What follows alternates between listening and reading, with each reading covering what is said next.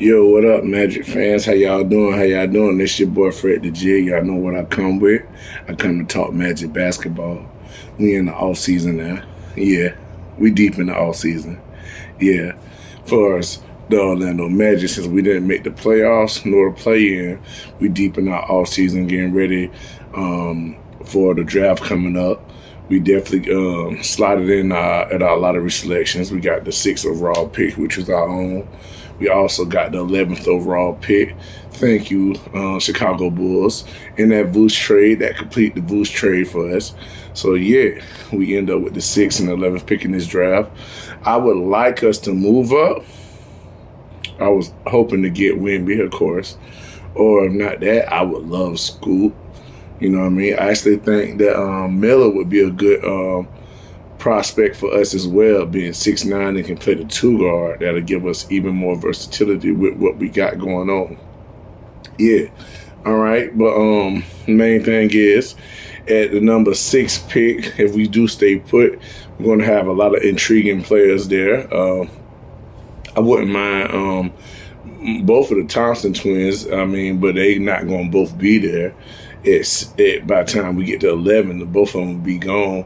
So at 6, we might sneak out with one. You know what I mean? But the first thing I really want to talk about to y'all is off-season trades. I'm ready for an off-season trade, you know what I mean? And for us, I think that there's a lot of things out there. I know the Fred VanVleet out there. I think the Fred VanVleet stands in the way of actually could affect Markelle Fultz, and that's not what I want to do. Fultz is on a tear as far as the way he finished off the year, and he played super consistent once he got back from the from the toe injury he had, the dislocation of the toe, or really the fractured toe. Yeah, so once he got back from the fractured toe, he played outstanding, great passer. He done everything we need. We can move Franz from the 2 to the 3.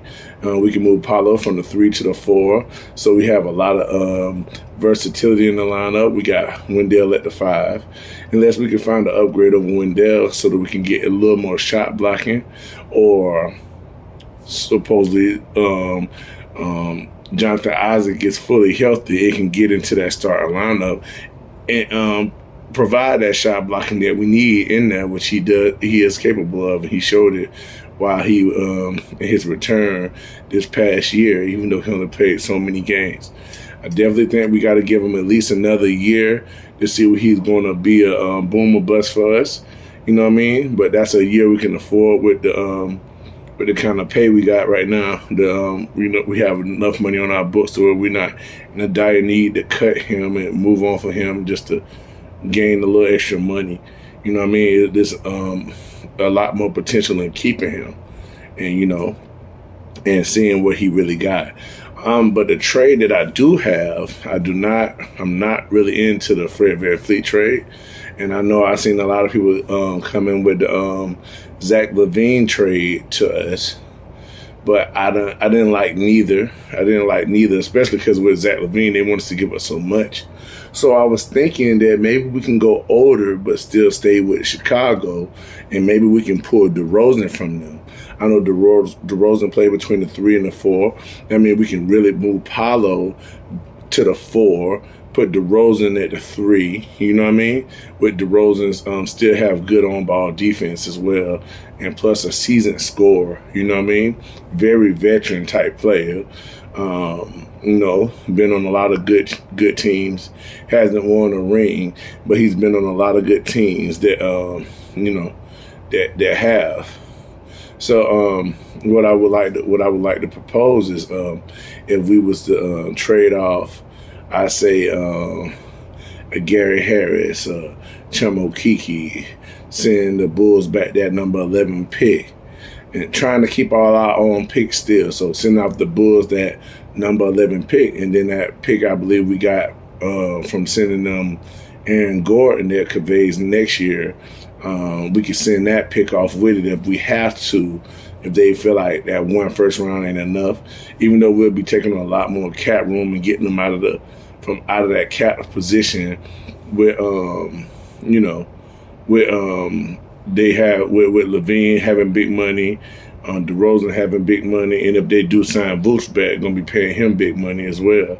So plus, we'll be getting him on an even, probably, I think, a shorter contract with Gary Harrison having this 1 year on this contract, and you'll get Chemo Kiki, and you can see what you want to do with him at the power forward or small forward. And y'all can take him and let him become maybe like a scorer like he was instead of a spot-up shooter like we our manager was trying to make him a spot-up shooter, but he's more of a scoring defensive wing than a spot-up three-point shooter defensive wing. So, yeah, I really love this trade. I think for the Magic, it brings us a lot of veteran leadership. We replacing Gary Harris in this. Gary Harris been our oldest player, so now we get even older with DeRozan, but even more seasoned for us, a player who's been a number one scorer on the team, traveled to multiple places and been that top dog on that team. So I think for Orlando Magic, that will work out perfectly. And for Chicago, they didn't need for another first-round pick back. And then if they can end up getting a second first-round pick from us, even though it's later in that next year's draft from Denver, that will allow them to have a quick chance to rebuild up or revamp that team up to whatever they would like to do with it, even if they go to bust up the whole team and, move everybody off. So to me, and for the Orlando Magic, I think that will allow us to have folks at the point guard, moving Franz Wagner to the 2, and having DeRozan play the 3. Since he's a little older, we can let Franz guard maybe the two guards a little bit better than him, I'm thinking, because he's got still in his youth and got a lot more, agility and athleticism going along in his way right now. I definitely think DeRozan can hold us down at the 3, and then we can switch between him and Franz depending on the matchup at the 3. If we get a bigger guard, that we might need to bring DeRozan down, maybe to play the 2 and move Franz up, depending on the matchup. We had that versatility between those positions. Also know that DeRozan played a little bit of 4, not maybe a stretch 4 type, not big, like sticking real bigs or nothing, but I'm saying he's able to play between those positions. So we'll have 3 flexibles from the 2 guard, the small forward, power forward position, between Paolo, DeRozan, and Franz Wagner. I think that chemistry would be nice. Plus on the bench we still would have a Cole Anthony, who's doing an extension if we choose to give him an extension. I don't know if we're gonna do that, but some of that money, I was saying the extra money could go towards DeRozan, because I know Gary Harris and Chemo Kiki don't equal up to DeRozan's salary. So some of our free agent cap would go into bringing in for this trade. I'm saying DeRozan, which would be good for us because I'll be taking up some of the money. We won't have to bring Harris back. We already moved on from Obama, So I think that would be good, and that would still leave us with the 6th pick in this draft, first round next year, and don't forget we have a 2nd round pick this year as well. With that first round pick this year, if we did do a DeRozan trade and get a DeRozan in there, if we still had that 6th pick on deck, I would that 6th pick on deck. If we get DeRozan and we still got Cole Anthony, we still got Suggs, we still got Isaac, we still got, we got Caleb Houston as well. So we still do have a lot of nice players for a bench unit. Maybe a backup center would be next. I would say that we would need to grab if possible. So at number 6, if we do pull out that DeRozan trade, I think it would be we'll be in a situation where we can go and grab Taylor Hendricks. You see what I'm saying? Maybe that might be early for him, or whether it is or not, I really can't say. But with his upside and his ability, his 3D ability to play the 3 and the 4 position and small ball center, You know what I mean? I think that'll be good where we can play him alongside Wendell, bring him in, play him, you know what I mean, alongside Jonathan Isaac, because I'm sure that with Jonathan Isaac height, and the way his stature, the way he plays defense, he might can sometimes play the 5 as well, next to Hendricks, if need be. We did get Goga, so we do have him. If we bring him back this year, we do have him that we can just bring back and have some more size as far as our at our center position, backup center position. So yeah, Taylor Hendricks. If we made that trade, Taylor Hendricks would be somebody I would be looking to pick because he has the three, can play the 3 or the 4. He's a defensive shot blocker, defensive menace against 3s and 4s, and he has a excellent shot from the outside, which is what we need, more outside shooting.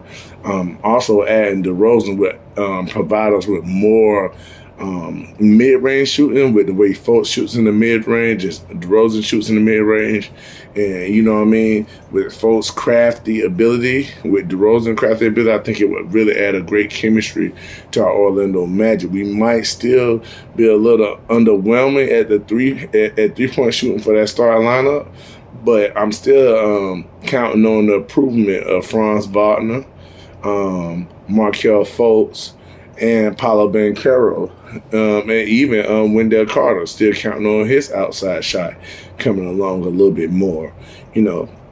That's what I see from my Orlando Magic if we do make the trade. If not, if we don't make the trade, I see a lot of people speaking on Grady Dick. I would like to have him. I like his jump shot. I think he looks like somebody that would play for our Orlando Magic player. I would be more interested in grabbing him at pick 11 if possible, rather than pick 6. I think it could be a risk getting him at 6. But at 11, I think he would be a shoo-in for us if he's there at 11. Definitely to be able to grab him. And at 6, if we're on the clock, if we don't make a trade, Thompson. If we get Sir Thompson, you know what I mean? The super athletic, versatile defensive forward, you know what I mean?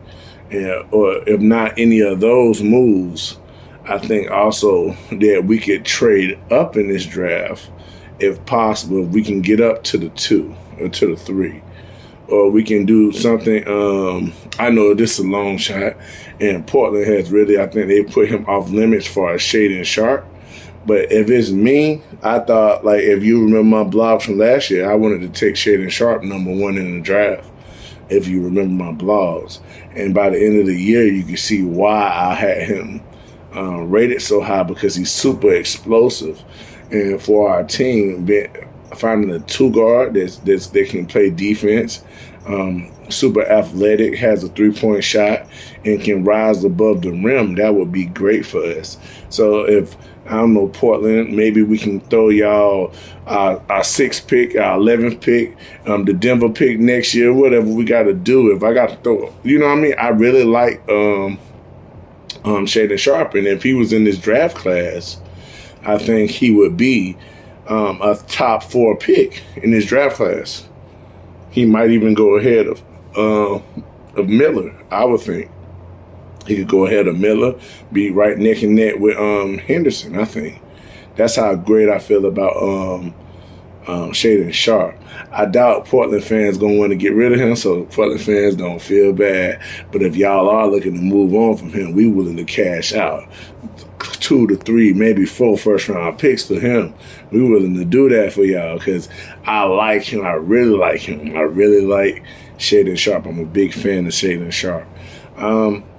Also, as far as the Magic offseason, I don't see like us spending too heavy in free agency unless it's like a sign and trade or a trade with somebody else to move on from Gary Harris to get him somewhere where he's needed, because he's a great wing.